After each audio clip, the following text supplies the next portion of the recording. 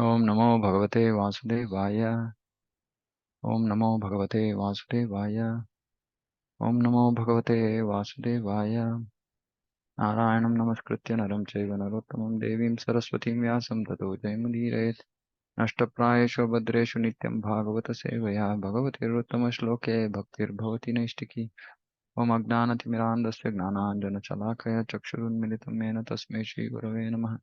श्रीचैतन्यमनोभीष्टं स्थापितं येन भूतले स्वयं रूपकदा मह्यं ददाति स्वपदान्तिकम्। वन्देऽहं श्रीगुरो श्रीयुतपदकमलं श्रीगुरून् वैष्णवांश्च श्रीरूपं साग्रजातं सागणरघुनाथान्वितं तं सजीवं साद्वैतं सावधूतं परिजनसहितं कृष्णचैतन्यदेवं श्रीराधा कृष्णपादान् सागणललिता श्रीविशाखान्वितांश्च। हे कृष्णकरुणा सिन्धु दीनबन्धो जगत्पते गोपेश गोपिका कान्ता राधा कान्ता नमोऽस्तु ते। तप्तकाञ्चन गौराङ्गी राधे वृन्दावनेश्वरी वृषभानुसुते देवी प्रणमामि हरिप्रिये। वाञ्छाकल्पतरुभ्यश्च कृपा सिन्धुभ्य एव च पतितानां पावनेभ्यो वैष्णवेभ्यो नमो नमः। जय श्री कृष्ण चैतन्य प्रभु नित्यानंद श्री अद्वैत गदाधर शिवासादि गौर भक्तवृंद। हरे कृष्ण कृष्ण कृष्ण हरे हरे हरे राम राम राम हरे हरे।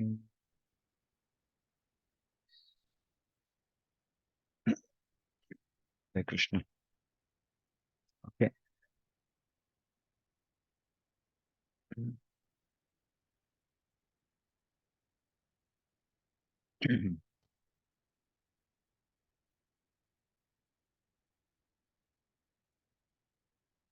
ओके 1132। तमात्मजयदृष्टिभिरन्तरात्मना दुरन्तभावा परिरेभिरेपतिं निरुद्धमप्यास्रवद् अम्बुनेत्रयोर्विलज्जतीनां भृगुवर्यवैक्लवात्। The insuperable ecstasy, insuperable, durantabhavaha,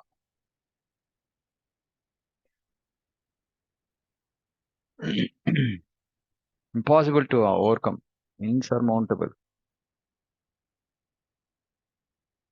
The insuperable ecstasy was so strong that the queens who were shy first embraced the Lord in the innermost recesses of their hearts.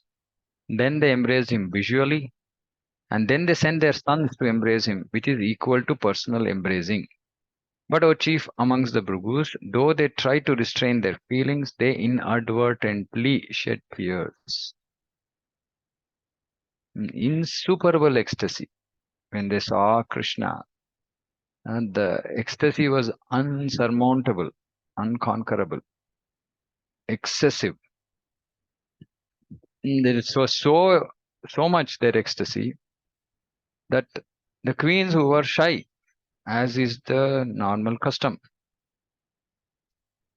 first embraced the Lord in the innermost recesses of their hearts.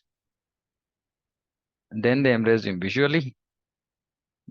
First is in the heart, then visually, then they send their sons to embrace him. Though they try to restrain their feelings, they inadvertently meaning like by mistake or without knowing kinds, by accident, yeah, unintentionally. Unintentionally shed tears. Purport, although due to feminine shyness, you talked about this before, there were many hindrances to embracing the dear husband, Lord Sri Krishna. The queens performed that act by seeing him, by putting him in the course of their hearts, and by sending their sons to embrace him. So there's nothing preventing the queens from not necessarily expressing their shyness and explicitly going and embracing Krishna. But this is the natural feminine shyness, is what Prabhupada is saying. They're natural to them. There are many hindrances, and these hindrances, today's world is about just ignoring or just not giving too much importance to these hindrances. Oh, it's okay. Social etiquette here, but it's okay. We'll just break it.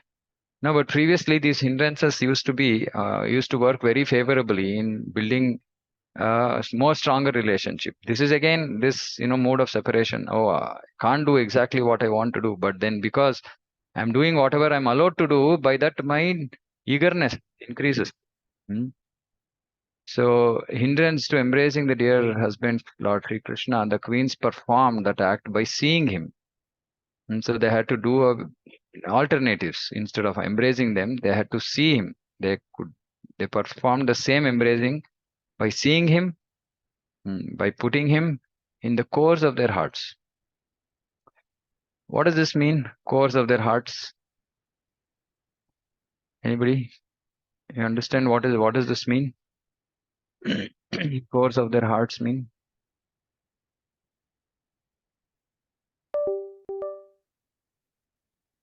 Okay. So basically, see, our heart actually is not, when we say heart, it is not the physical heart, right? So this is actually, heart is the seat of mind.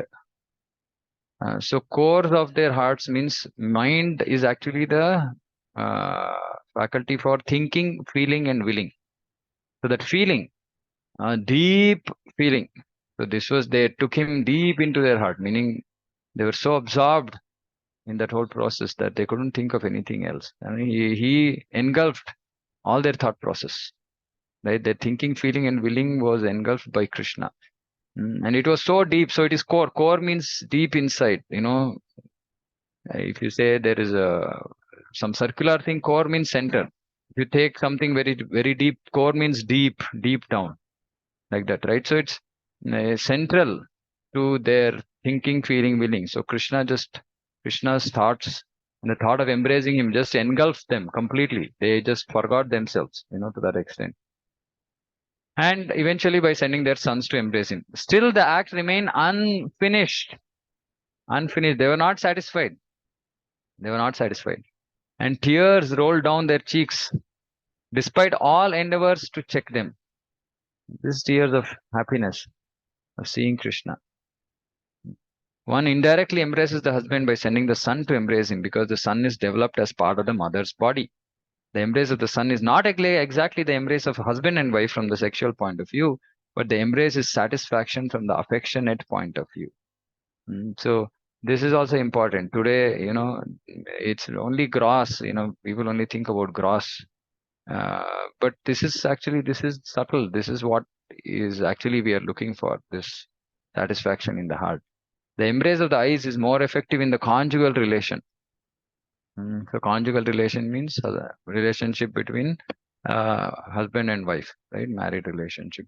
The embrace of the eyes, meaning these subtleties are given so much importance. And today we are gross. Today the society is gross. But the Vedic society is very subtle. Everything is subtle, right? And thus, according to Srila Jiva Goswami, there's nothing wrong in such an exchange of feeling between husband and wife. I mean, somebody might say, why these queens are, this is Lord Krishna. How can they think about him like this? They're husband and wife. Lakshmi and Narayana also have such exchanges. Dwarka is very similar to Vaikuntha Bhava, Aishwarya Bhava. So this is absolutely acceptable, right? Because this is the feeling of separation that the wives, queens had with Krishna. So it's so beautiful and so intense. Simple exchange, right? But so intense. And today this, external show is just, that's why it's just gross and it doesn't really get to the core, right? Because the core is always subtle. It's like, it's all actions are in Sattva-guna. Mm. And Sattva-guna, these things actually have a very deep impact than Rajoguna and Tamoguna, just animalistic. So this is very nice how they embraced Krishna. यद्यप्यसौ पार्श्वगतो रहो गतस् तथापि तस्याङ्घ्रियुगं नवं नवं पदे पदे काविरमेत तत्पदात् तलापि यत् श्रीर्न जहाति कर्हिचेत्. Although Lord Sri Krishna was constantly by their sides, when he was in Dwarka, he was constantly by their sides, as well as exclusively alone, because each of them had their own palaces and Krishna was present with each of them. His feet appeared to them to be newer and newer. Nava Nava. This is the beauty about relationship with Krishna, it's always new. Nothing about Krishna is mundane and old and boring and repeating. Nothing. Everything is new. Hmm. We read Bhagavad Gita, we read Bhagavatam. Every time we read, there is something new. We see Krishna's beautiful form. Every time there is something new, some new feeling that is experienced. So for them, his feet, why are they talking about feet? Because service mood. Always newer and newer. The goddess of fortune, although my nature always restless and moving. She's always restless and moving. But why is she restless and moving? When Krishna is not there, her husband Vishnu is not there, she's restless. Could not quit the Lord's feet. So what woman can be detached from those feet having once taken shelter of them? Now, why there is mention of woman? Uh, it's not that this verse is addressed only to women, because the discussion is about the queens. So the point is about which, if somebody is married to Krishna or anybody who is attached to Krishna's feet, how can they get detached from his lotus feet after having taken shelter of it once? So here, um, let's see what Prabhupada is saying.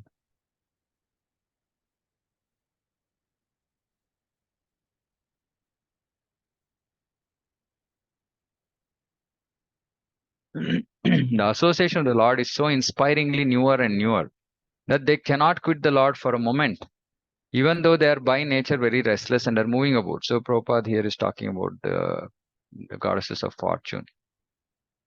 Because his association is so inspiringly newer and newer. It inspires. It is so new and new that it inspires the devotee every time. Inspiringly newer and newer. The spiritual relation with the Lord is so enlivening and resourceful that no one can leave the company of the Lord once having taken shelter of Him. Enlivening, it actually brings us to life. Resourceful in this context could mean what?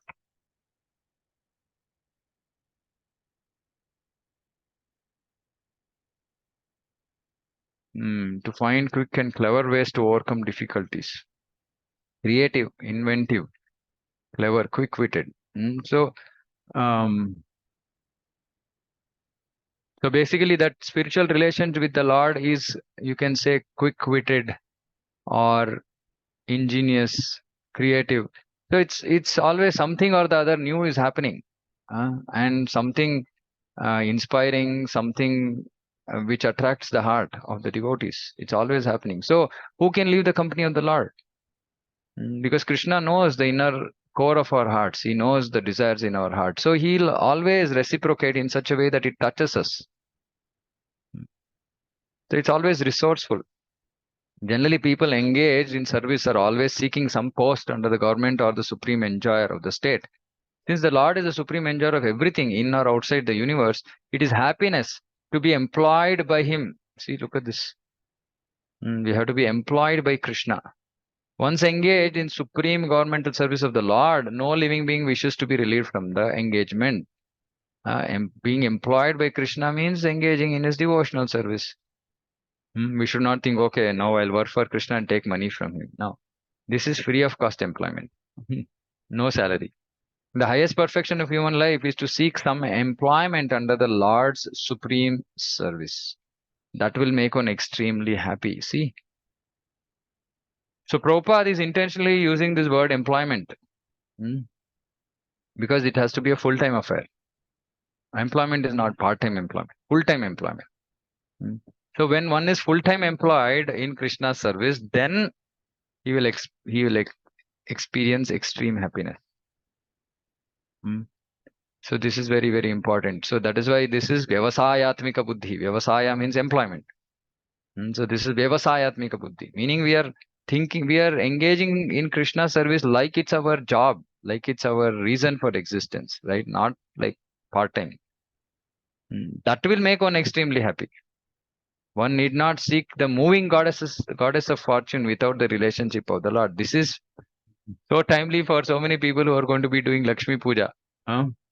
Today, tomorrow, lot of devotees will do Lakshmi Puja.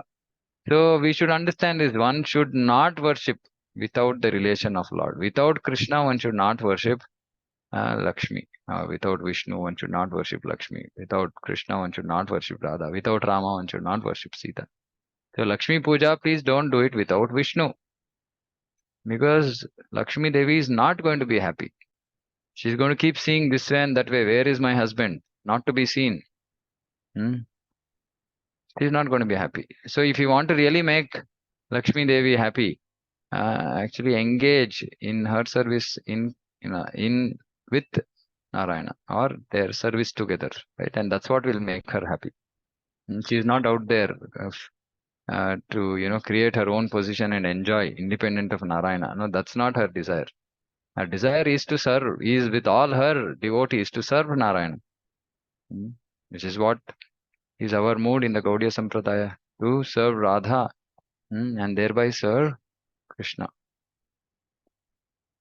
So we have to seek this employment. So this is the central theme here, and like we've been discussing in our other classes, how do we seek employment? Not whimsically, based on our varna ashrama. If you have crossed our grasta, then we should seek full-time employment in Krishna.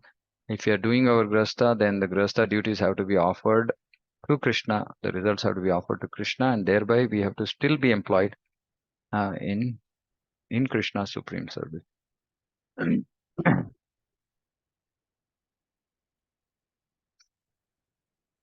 एवं नृपाणां क्षितिभारजन्मनाम् अक्षौहिणीभिः परिवृत्ततेजसां विधाय वैरं श्वसनो यथानलं मिथो वधेनो परतो निरायुधः. The Lord was pacified after killing those kings who were burdensome to the earth. They were puffed up with their military strength, horses, elephants, chariots, infantry, etc. So we should note this word, puffed up.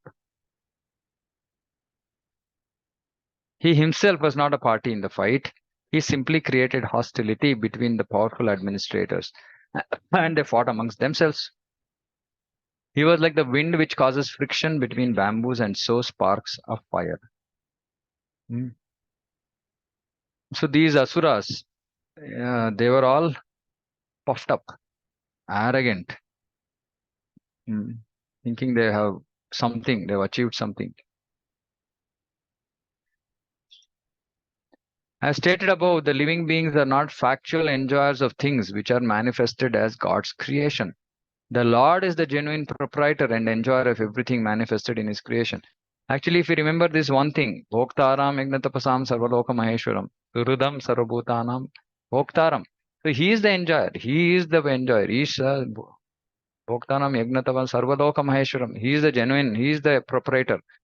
If you can remember just this one thing, we will stop sense gratification. And we will start trying to gratify Krishna's senses.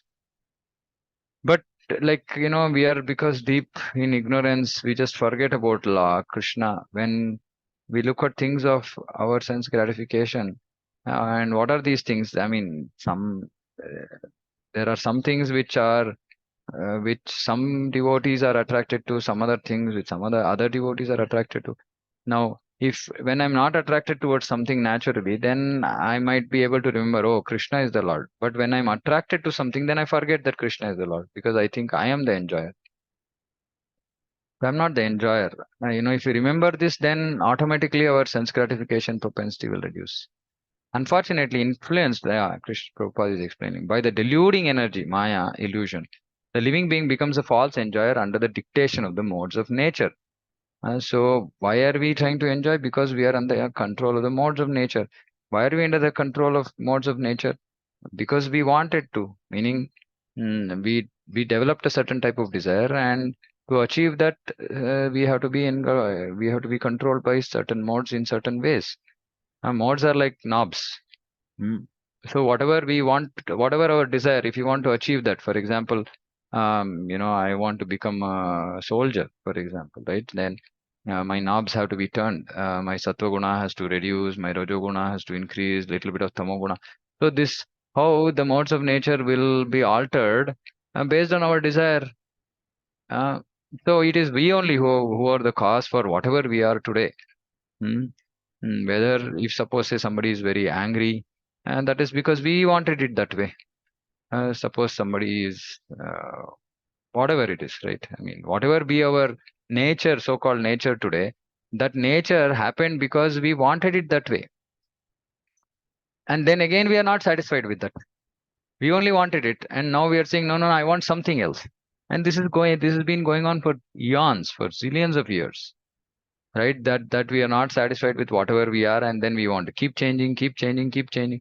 So keep fine tuning the knobs, but that's infinite. I mean, there's no end to the fine tuning the like in in a in a music system, for example, right? Like you can in a normal music system, you can only the loudness can be only altered to some degree of sensitivity or fineness.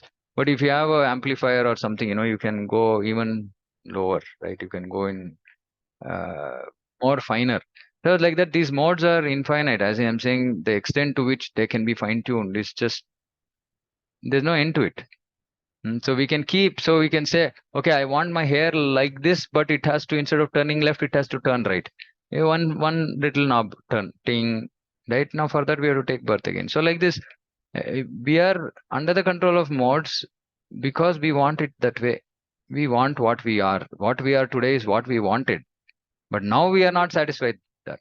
That is the eternal disease of people, conditioned souls, is we are never satisfied with what we have, and we want something else. And so this you know chakra of birth and death will keep going on, puffed up by such a false sense of becoming God. Now Prabhupada is saying that this whole enjoying nature is actually attempt to become God. We are trying to become small gods, micro gods, home god, office god, friend circle god, whatever it is. We are trying to become, it's a false sense of becoming God, meaning wanting to become the proprietor and enjoyer. That's what Prabhupada means here.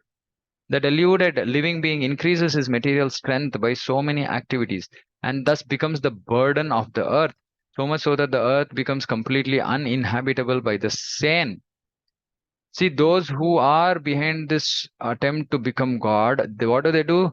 They want to increase their material strength. Whatever they are trying to seek, they want to increase it. How do they do? By engaging in activities. And what kind of activities these are? These are activities which become burden of the earth, burdensome to the earth, so much so that the earth becomes uninhabitable by the sane. So those who are trying to become God, Prabhupada here is saying they're insane. And who are sane are those who are wanting to serve the Lord.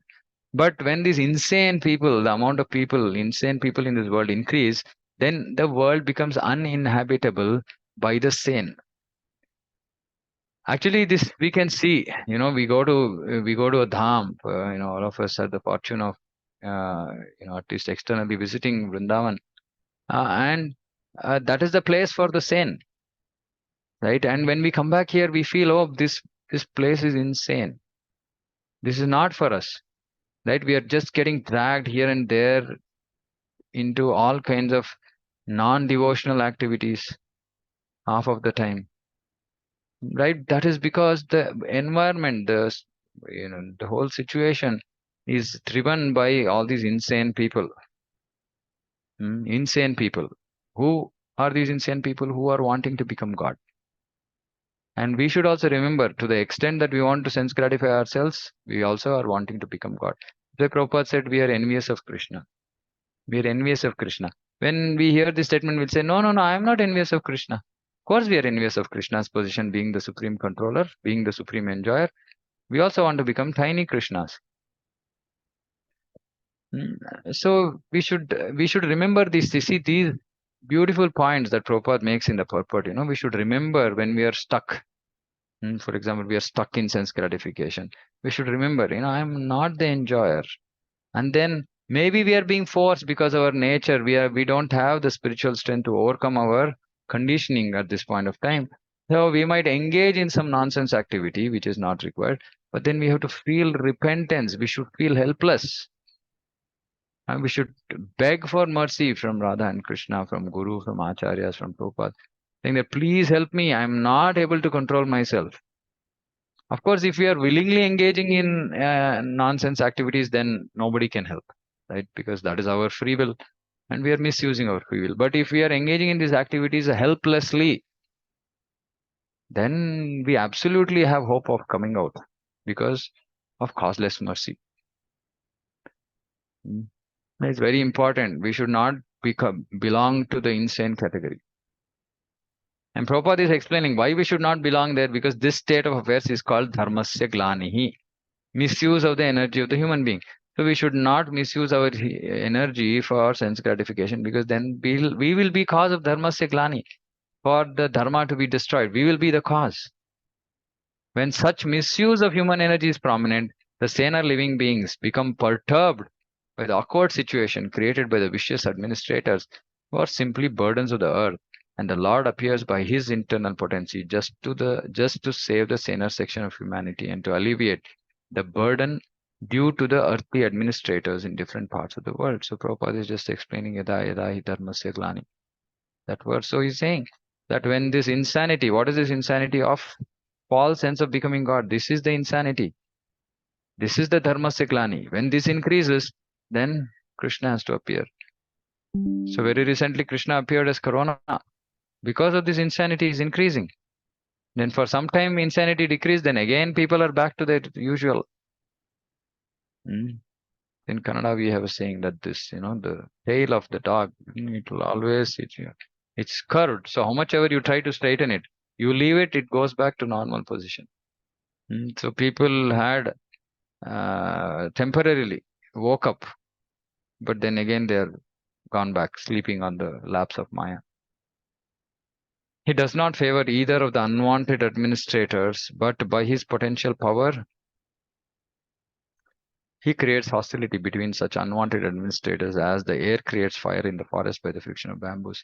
So he doesn't like such people. Basically, they're spoiling his creation, intent of his creation. So they will be destroyed. Unfortunately, persons who are engaged in destructive work are unable to surrender to the personality of Godhead. They are all fools of the first order. They're the lowest of human species. Naradhama. Anyway, this is for people who are grossly insane, right? Like grossly stuck in trying to become God. We are not so, fortunately, by Prabhupada's mercy, by mercy of devotees, Krishna's mercy. We are little demons. We are not big demons. I mean, there are big demons out there, and they are spoiling the situation in a much worse way. But we are not such big demons. But we are still small. Small. We are trying to be small demons by trying to become small gods. But we should also give up this insane propensity and add to the awkwardness of this already awkward material world. So we should, in fact, our job is to make the insane sane, right? But if we are not really deeply involved in that action, in that activity of making the insane sane, which means basically preaching work. If our mind is not engrossed in preaching work, then the mind will naturally get engrossed in material things. Natural. Mind requires something to hook onto, right? And today for us, the most engaging thing is the material desires, material things. Very engaging. And mind is happy because it's been doing this for time immemorial. That is why Sri Chaitanya Mahaprabhu came and gave us this whole Yara Deko Tare Kaho Krishnopadesh, this whole movement of preaching. And Prabhupada took it to the next level, right? So if we engage in this, then all the time in your mind, this is going on. Oh, this devotee, I have to talk to this devotee. Okay, this service has to be done. Now, we have lamps, we have diya. Now, if you don't have any response, you will say, somebody else will do it. Somebody else will do it. If I don't do it, what is there? Then all our humility will come. I'm so small, I'm insignificant. How much can I contribute? Anyway, there are big, big sharks. They will go and do it. Krishna is not looking for big, big sharks. Krishna is looking for, somebody was telling me, saying that I'm doing this for you. I said, please don't do this for me. Do this for Krishna if you want. Don't do this for me. We are not here to please each other. We are here to please Krishna. So we should try to unless we engage in preaching, our mind is not going to be, it's not going to have a good engagement, right? Mind will be engaged in material things. If we want our mind not to be engaged in material things, take up something significant in the preaching service. It can be anything. It can be going and teaching to children in schools, right? It could be helping some destitutes, whatever it is, but Krishna consciousness, non material stuff. Not material stuff. Krishna consciousness. Give them Krishna consciousness, right? And you can be engaged if that is what you're attracted to. That's what makes you happy. Yeah, okay, no problem. Use that propensity and go and help those souls come to Krishna. But if we don't do it, then we'll naturally be attracted to mundane material things and sense gratification, and we will not see progress. Actually, yesterday I was reading this beautiful book by His Holiness Shivaram Swami Maharaj. So he says that we know the watering of the Bhakti Lata. Mm. Uh, Watering of the Bhakti Lata beach. We heard that it is through hearing and chanting. But he adds one more thing, saying that Prabhupada also said it is hearing, chanting, and preaching. So one who engages in preaching will be able to nourish their bhakti creeper much more nicely, meaning they will make progress in bhakti. Those who are not preaching will only make so much progress, as in whatever progress they are achieving. Because Krishna also says, nobody is more dear to me than one who distributes this confidential secret of Bhagavad Gita. So if we just try to do this, we will see that we are making progress in our spiritual life. It's a very simple proposition. To whatever extent we have heard, to whatever extent we have learnt. Of course, whatever we have heard, whatever we have learned should be authentic, not some hodgepodge or not some mishmash or not some mental speculation. It should be from Prabhupada's books. It can be just very simple that I am not this body, I am spirit soul. That's enough. Or I am part and parcel of Krishna. That's enough. But that, at least that much we should tell others. Right. So this Kartik month is very auspicious anyway for non South India, mostly non Vaishnavas, Martha calendar. It starts from tomorrow or day after, maybe till December 12th. So we should take this opportunity, talk to all people whom we know. It could be in our factory, it could be our relatives, friends, offices, whatever it is, and just tell them saying that offer this ghee lamp to Damodar. We'll give you the photo. We are distributing photos to people. And telling, please do this. Just offer ghee lamp. It will take you 5 seconds, 10 seconds. Engage everybody in the house. Let everybody get the benefit of doing some service to Krishna.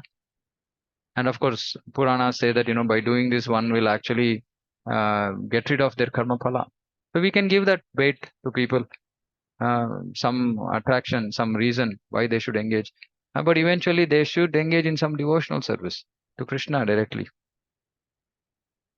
So still there is the opportunity. We have 30 days. We can give people the opportunity to offer Gilam to Krishna for 30 days, starting tomorrow to December 12th. So please make this effort. Please make this effort. It's nice that there is a target and we are trying to achieve that, because otherwise we'll be just sleeping. We'll be just satisfied and, just happy in our own world. But when we have to achieve certain things, then we will go out. We'll at least try sincerely. We may or may not achieve the number. That is not important. While that is important, but that's not really important in the sense our efforts, how much efforts we put is important. And I'm so happy many of our devotees across our preaching centers are all day in, day out, they're trying. They have work, they have house responsibilities, etc. But still every evening they're out there somewhere doing something. I'm telling them, saying that this is not for me, this is for you. Krishna is going to be pleased, Prabhupada is going to be pleased. Parampara is going to be pleased with the effort that you're putting. And naturally, these people today, for them, it's like a big effort now. Oh, Prabhu, I have some work. How will I take time out for that? I don't have time at all. I said, no, it's okay. Go. Take care of your personal work also. Everything, we should try to balance. Some important things we can't just neglect. And devotees finally very reluctantly said, okay, Prabhu, one day I won't be able to join. I said, it's okay, no problem. Go do whatever needs to be done, do. Because they are all enthused. I mean, we don't have to be behind them like, some classroom teachers or something, right? But it's important that, this devotees get inspired to do this. And Prabhupada showed it. I mean, Prabhupada himself, showed by example. And just imagine Prabhupada going on the streets and distributing Back to Godhead magazine. And we are here reluctant, sitting in our houses, thinking, oh, if I go and do it, what will happen? So yesterday we decided to, some of our devotees who are slightly newer in not slightly, but not very new, not very old also, that let's go door to door for Damodar. Now, what is this door to door? Go and request devotees to, do this vrata for 30 days. Now, obviously, people are reluctant. They don't even open their doors properly. They don't talk to devotees properly. I said, see, this is cleaning. Don't worry, your false ego is going. Right. So, and when the devotee becomes clean, his heart becomes clean. Naturally, his this desire for sense enjoyment will decrease. And so, Prabhupada has given us a process. Actually, Sri Chaitanya Mahaprabhu told Nityananda Prabhu and Haridas Thakur, go door to door, knock on the doors, and tell them to become devotees of Krishna. Bolo Krishna, Bhajo Krishna, Koro Krishna Shiksha. Chant Krishna's name, worship Krishna, understand about Krishna. So that's what we are doing. We are going to door and saying, worship Krishna, take this lamp, please offer. Take the names of Krishna. We made a small vrata like sheet. We said, if you can chant even one round the Hare Krishna Mahamantra in next 30 days, it will be beneficial for you. And we said, okay, we also have a nearby center where every Saturday we have programs. Please come. So we did all the three. This is what we have to attempt. We have to attempt, right? If we don't have these concerns and we are happily sitting in our house, we are going to be engaged in material sense enjoyment. What else can we expect? Because mind is going to be naturally attracted towards it.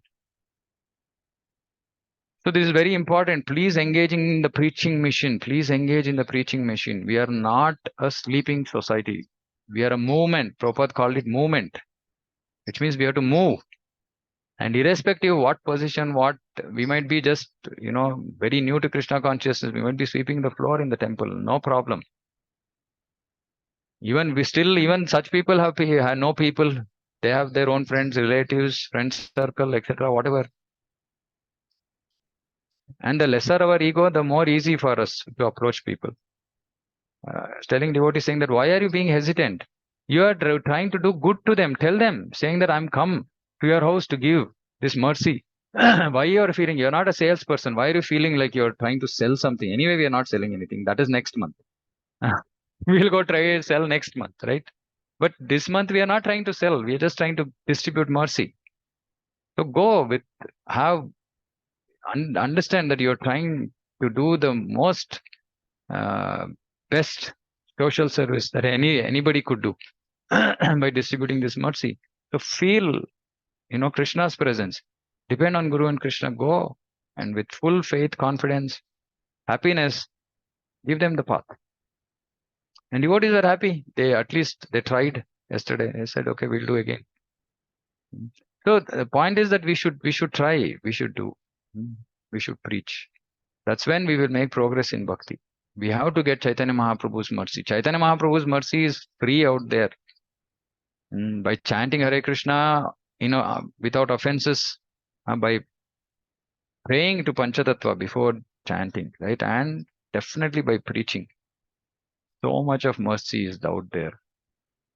And I keep telling, let's not do soft peddling in the sense, easy way out. Okay, I want to increase numbers. Let me do something where I'll get bulk numbers. Okay, that's fine. Everybody will get mercy, but have preaching outcome as a focus. There should be some outcome. It's not like, I just gave it and then I don't know who they are and no connection, nothing. Just I did one, Damodar and came. It's fine. But now can we connect through, suppose say we're doing in a school. So I was suggesting saying that, why don't you announce saying that, please, all the children go back to your homes, ask your parents if they want to do this same. You already did this lamp offering. You ask them if they want to do it in their house for the next 30 days. We will give you the photo. We will, the rest you can take care. Ask and come back. Next day we will come back again. And we will saying that we will have a similar assembly. And those who are interested, they can come in a line. Give us your name. How many people in your house will do the vrata? Take the lamp and go. Take the photo and go. Simple. Instead of going to a school once, go twice. Now you established a contact, because then in that somewhere your number has to be there, your preaching center number has to be there, some contact, some other information. It will go to their parents. Parents will do the vrata. In 30 days, we can try to contact them again for book distribution. Because now they would have got some mercy, they would have done the vrata, and we'll pray saying, Krishna, now they are doing your vrata. Please give them the mind to take Prabhupada's books. So this constant, if we are so concerned, how do we reach? How do we reach? How do we reach? Then our absorption will be Krishna, no? Will not be material things. No time for thinking about material things. So that is important. Otherwise, why am I hammering on this? Because otherwise we'll continue to be in this false sense of becoming God. We will be stuck in that. Somebody seriously wants to come out of this, please take up some serious service. Simple. Simply we'll come out like this. We don't have to try very hard.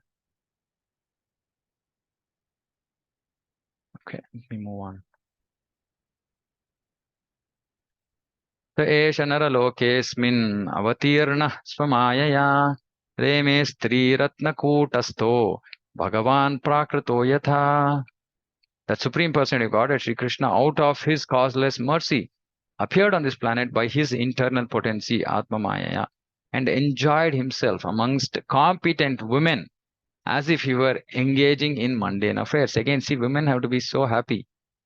Those who are bodily conscious and thinking that we are man or woman, they say, oh, Bhagavad Gita is saying, Striyo Vaishya Tata Shudras, oh, women were put into lower position. Now see, Krishna is enjoying with women. They can say, okay, good, okay, I'm okay to being women. Anyway, but it's just an external thing. It's not that only women get to engage with Krishna. And anyway, we are not this material body anyway. Everybody is free. Everybody is energy for Krishna to enjoy. He is the only Purusha.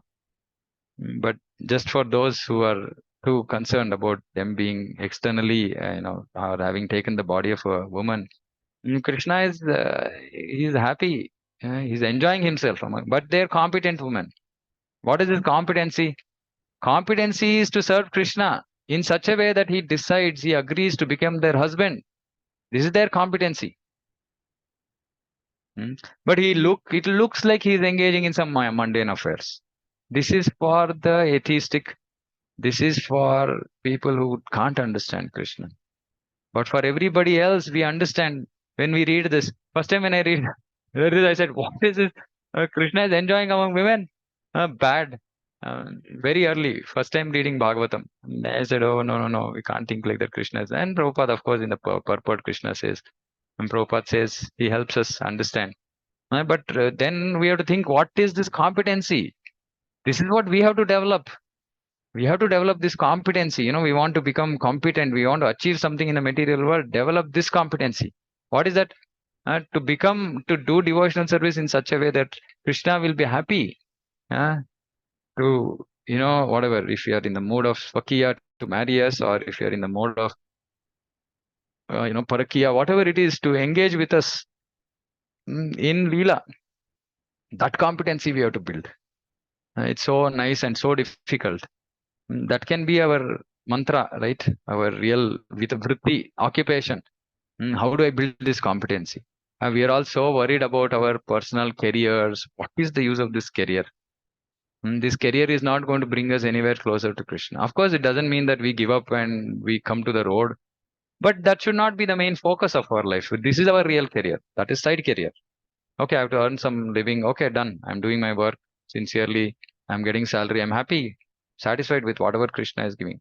Where am I not satisfied? I'm not satisfied with the amount of bhakti that I'm doing, amount of service I'm doing. That we should build. We should build on that and then develop that competency. What is this competency? Main competency? Trinadapi Sunichan. The main competency to go anywhere near Krishna is humility. And if you don't have humility, Krishna is not going to even, in fact, he's going to push us away, right? In such a way that we give up that nonsense, pride, and then come back to him humbly. But we have to build that competency. It's a good goal to have, building the competency to get anywhere near Krishna. The Lord married and lived like a householder. This is certainly like a mundane affair. But when we learn that he married 16,108 wives, and lived with them separately in each and every palace. Certainly, it is not mundane. How can a person marry 16,108 wives first and have palaces for each of them? Therefore, the Lord, living as householder amongst his competent wives, again, is never mundane, and his behavior with them is never to be understood as mundane sex relationship. Meaning, it's not like just like a husband and wife relationship. It is a relationship between the Supreme Lord and his devotee. A devotee who wanted to serve Krishna in this mood became competent enough to become his wife. Service is pervertedly represented in the material world and broken untimely, resulting in sad experience. So this is Prabhupada is talking about this family relationship and this, people dedicating their whole life to the family and that service associated with that family. And that is pervertedly represented, meaning service to Krishna is pervertedly represented in the material world in familial relations, family relations. But it's also broken untimely. Untimely, why? Because we have no idea when it's going to be broken. That only Krishna knows. And what does that result in? Sad experience. The illusion living being conditioned by material nature cannot understand out of ignorance that all our relations here in the mundane world are temporary and full of inebrieties. Inebriety means madness in some sense, like, intoxication. Inebriety actually means intoxication, meaning when we are intoxicated, what do we know? It's like that, right? Like senseless in some sense, because it's all temporary and we give our whole lives to this. And then once that relationship is gone, then again we give the rest of our life thinking that that relation is gone. So when the relation was there, gave all our life to serve that relation. When the relation was gone, we wasted rest of our life thinking that relation is gone. And what is that relation? Just some temporary madness. Temporary. And it is madness because it doesn't require us to become so engrossed without even knowing goal of life, or without even worrying about anything beyond just family. People, when you go and to preach and say, no, I'm very busy, I have some family function, I have to go here, I have to take, they say like family, family, family. Yes, you have to do, but not such that you don't even know what is the goal of your existence. Or how many lifetimes have you been with this family? It's going to go. Bhagavatam, so many instances where people are, Bhagavatam is trying to wake up people, saying that yes, family relations are there, but they are all temporary. They're going to go, they're going to end. Someday they're going to end. And when they end, it result in a very sad experience. Such relations cannot help us to be happy perpetually. Hmm? Well, temporarily, it can, provided we are fortunate. If you are fortunate, even that family relations can be temporarily, at least they can give us happiness. If you are not fortunate, we will not even get that. Or actually, I should say, if we are spiritually fortunate, we will not get that. If we are materially fortunate, we will get it. Uh, Meaning, if you get stuck in this family thing, then people don't want to even think about anything else apart from family. But if the same relation is established with the Lord, then we are transferred to the transcendental world after leaving this material body and become eternally related with Him in relation we desire. See, the key thing is we desire. We should desire this. Hmm? So we should not desire mundane stuff. If we desire mundane stuff, then we'll remain in this material world. If we desire a relationship with Krishna, then we will get that. We'll go to the transcendental world and get that desire. But how do we get this desire? By Shravanam, by hearing about Krishna, by hearing about his devotees, how they nicely serve Krishna. We develop the desire. And we have to keep watering the desire, meaning make it more intense, make it more intense, make it more intense. Finally, it should go to the level of greed. Too much desire. I absolutely want Krishna at any cost. We should come to this stage. Then we are making some progress. Okay. I'll stop here. If anybody has any questions or any points to discuss, we can do that. Hare Krishna.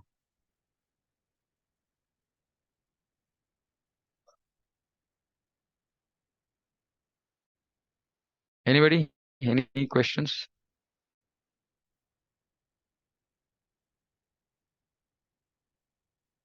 No questions. All clear. Okay, then we'll end here. So those who are not able to attend weekly, we are discussing teachings of Queen Kunti. All the recordings are there on the YouTube channel. You can please hear. Very lot of beautiful things that are there in those purports, and we're having some good discussion. So you can please hear those also. And Krishna willing, we'll continue these sessions. Hare Krishna. Shrimad Bhagavatam की जय, जगद्गुरु शिल प्रभुपाद की जय। वांछा कल्पतरुभ्यश्च कृपा सिंधुभ्यः च पतितानां पावनेभ्यो वैष्णवेभ्यो नमो नमः। कोटि वैष्णव। हरे Krishna. Hare Krishna, Prabhuji. Dhanwad.